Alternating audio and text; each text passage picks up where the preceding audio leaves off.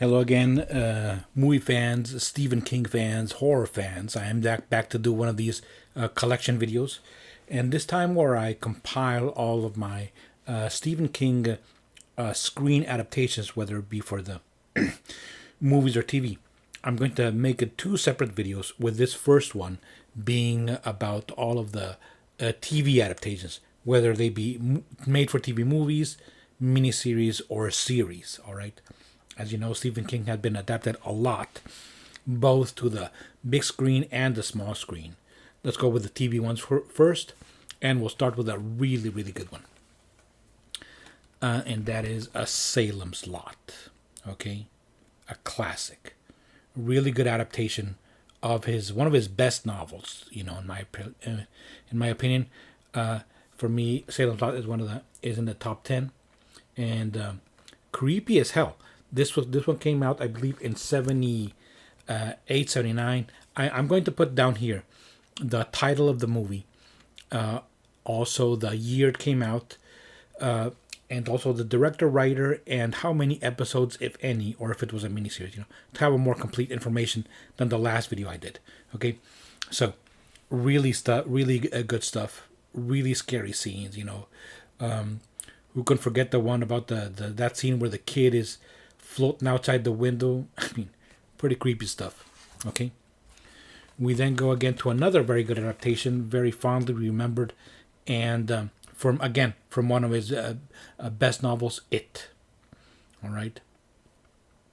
And this miniseries is the one that I believe is more responsible for giving it the image of the clown right there.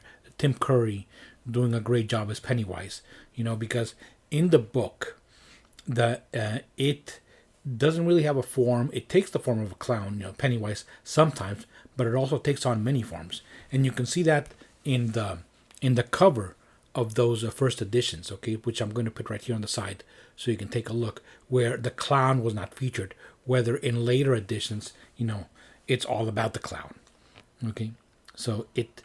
A great series. This one wisely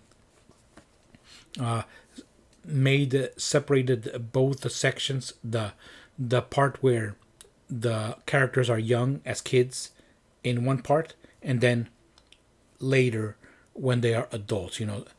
As in different than the book, where it kind of jumps back and forth. I think it works a lot better here where it's separate. I mean, for the miniseries. For the book, it works fine just the way it is. But really good stuff right there with Stephen King's It. We now go with one that was an original screenplay. So it was never a novel. It is Storm of the Century, right here. Okay, about an evil force that takes over a small New England town, which King had done many times in the past. All right, so he does have his tropes that he likes to go back to, but this one is pretty good. A bit too drawn out for my taste, but it's pretty damn good. All right. Okay. Storm of the Century. I believe there is a book that has the screenplay for this. Because this was never a novel. This one was the Tommyknockers. Okay, another miniseries, right there, where Stephen King goes on more of a science fiction type of story. Okay. I have not read the book upon which it is based, even though I do have it. It's still on my to be read pile right there. Right here. Marge Helgenberger stars in this one, and who would later be famous for CSI. The Tommyknockers. Another miniseries. And this one you may not have heard of, but it exists.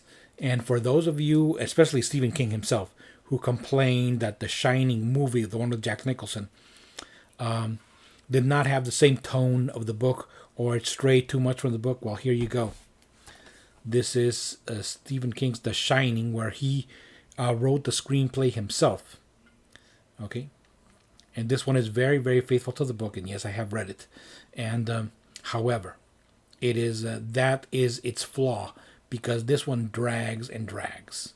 It is way too long for its own good, and it is a miniseries, okay, but it just takes too long to get to the point, and the horror. This is definitely an inferior version of The Shining.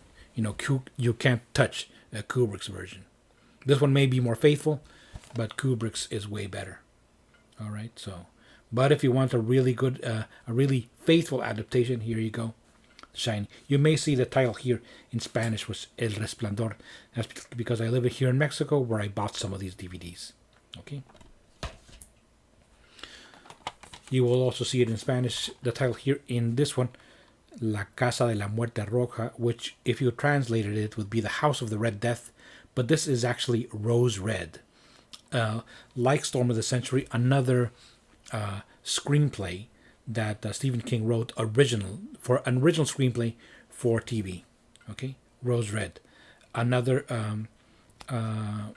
pretty good story. Okay, this borrows heavily, or rather is in the tone of Shirley Jackson's Haunting of Hill House, and also a little bit of Richard Matheson's Hell House. Okay, so he wanted to have the haunted house vibe.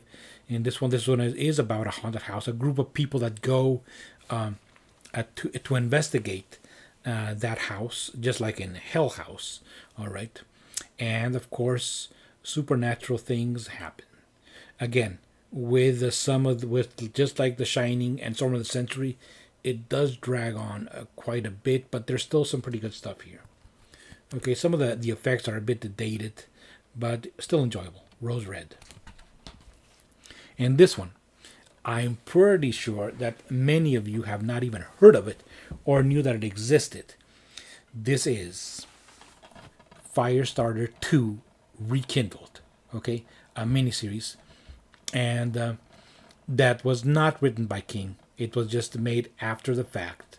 Not related to, not a sequel to the original film, as far as I know. Even though it does strive to be. Okay, so of course this is not Drew Barrymore. This is the actress whose name is Marguerite Moreau, who is a very attractive woman. You see her right there. Okay, who has those powers of fire, and I believe it is the same character, right from the book, Charlie. But like I said, no relation to Stephen King's writings, because he probably had nothing to do with this. Okay, Firestarter 2. Now for a TV series that went on for a bit, I think 6 seasons, and this is The Dead Zone. Of course, not the Cronenberg film, but the TV series. Right there. And about a man with psychic powers.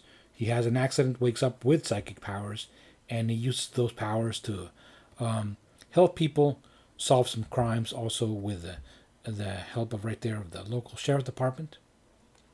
Also taking place, like many of King's stories, right there in Maine, I believe. Or at least New England, that area. Okay.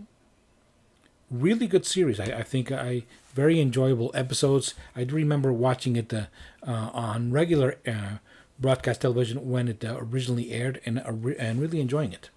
Okay, I don't have all the seasons. I have season 1, which you just saw right here, and also season 2 and 3, which I have here. That I bought directly from a video rental store when they were going out of business. In that era when all of the blockbusters and their ilk were closing down and selling off most of their stock. So I managed to grab season 2 and 3. And I think I'm missing season 4, but I do have an official here, season 5, and I still need season 6. Editing me here, and when I realized that I had not seen Kingdom Hospital, the entire series since the last time I showed it, I decided, I better watch it so I can include my thoughts in this update. So I did watch all 13 episodes here of Kingdom Hospital, though sometimes they are listed as being 15 episodes, but that's because the first and the last episode of the series are double length episodes. The pilot episode is, I believe, is 2 hours long, and the last episode, called Finale, is about an hour and 20 minutes or so. Okay, so I did watch all of the series now, and this is a remake or a reimagining of a Danish series called The Kingdom. Okay, and so Stephen King really liked that series, and he developed it for American television, and he himself writes 4 or 5 of the episodes of Kingdom Hospital. Okay, as well as he is listed as executive producer, as is Lars von Trier, who was the creator of the original Danish series. Okay, so this is about a haunted hospital, okay, that is built on the place where a factory used to be, where adults and children would work there, making uniforms for the army. And one day that the factory caught fire, and many of the children were trapped and killed, and of course their ghosts and other ghosts now haunt Kingdom Hospital, which is built on where that factory used to be. Okay, so this has a lot of very strange, kooky characters. There's a lot of characterization here, where you can tell that Stephen King's hand is heavily involved. Because he loves to give the characters their time, and he does so indeed here. However, it is at the expense of the story, because the story is very, very slim.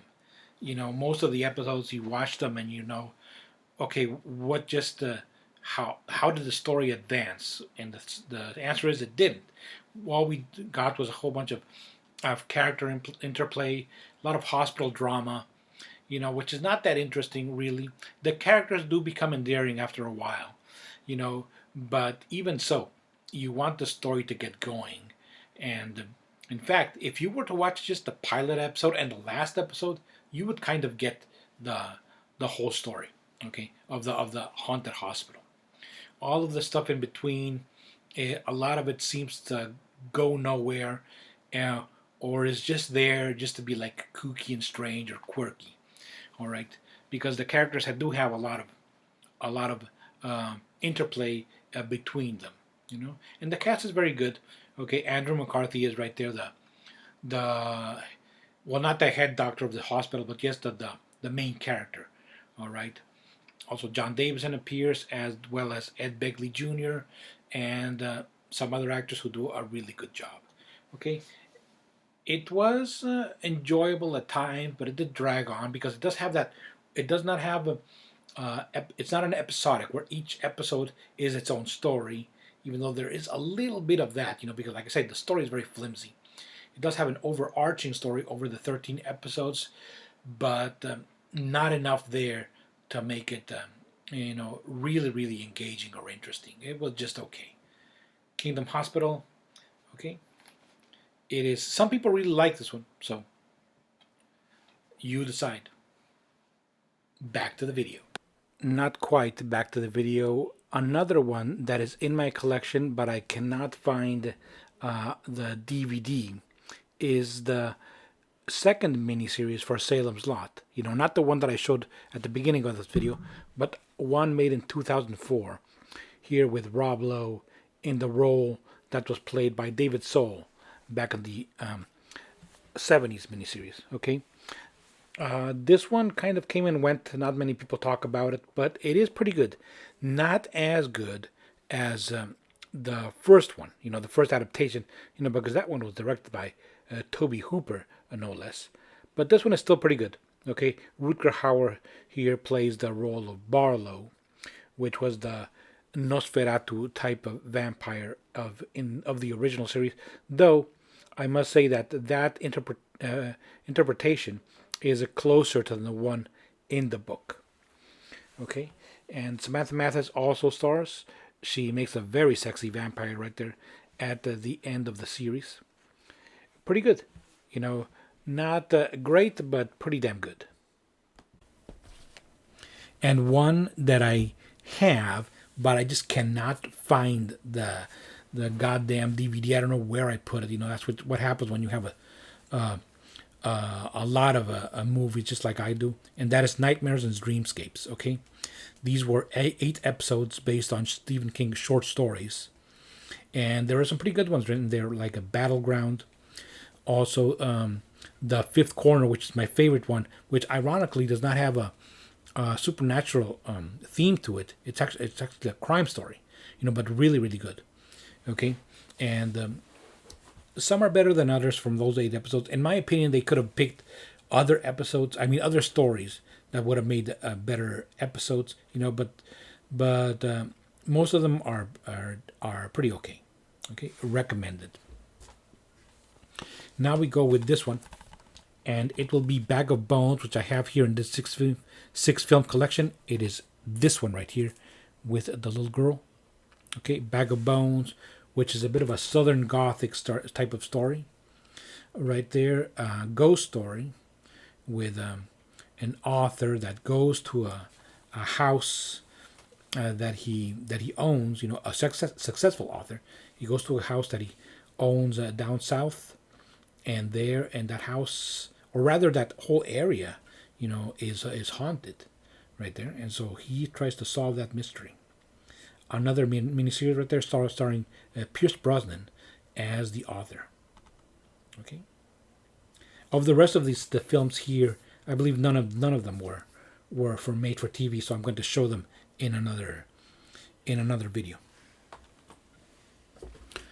The last one that I'm going to show is 11/22/63, based on the really really good novel that Stephen King wrote about time traveling back to the early 60s and trying to stop the assassination of John F. Kennedy.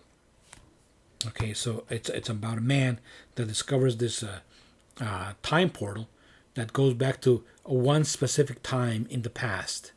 Okay, and so he can't go whenever he wants, like in the time machine where you dial in the date. No, that portal goes to one specific time, and he has to go there and just wait it out until the JFK assassination is going to happen and try to stop it.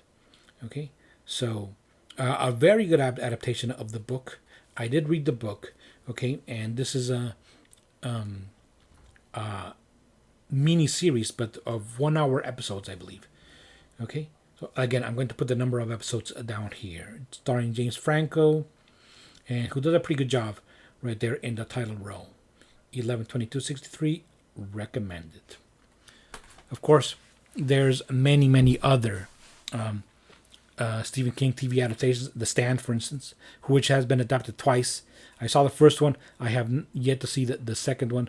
Also, The Outsider, which was, I think, a very good adaptation. Okay, and the Mr. Mercedes, which I have not watched at all. All right, so I still have a few to acquire for my collection. In the next video, I'm going to show my Stephen King adaptations for the big screen, meaning for the movies. For now, thank you very much for watching, and keep reading and keep watching. If any of these are interesting to you and you've seen them, put it down in the comments. Thank you very much for watching. So long.